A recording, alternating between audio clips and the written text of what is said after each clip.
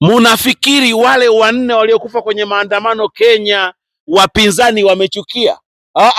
Wamefurahi.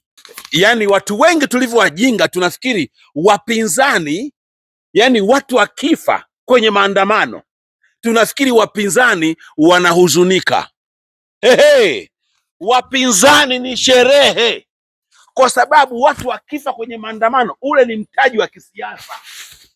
Hii niwaambie, yani ule ni mtaji wa kisiasa.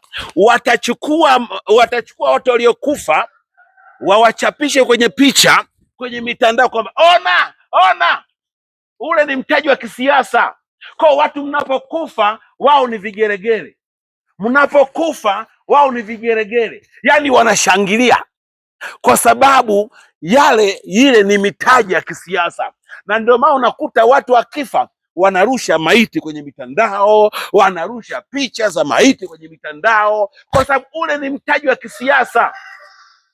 Wao unafikiri ingekuwa maiti ya binamu yake angeisambaza mitandaoni?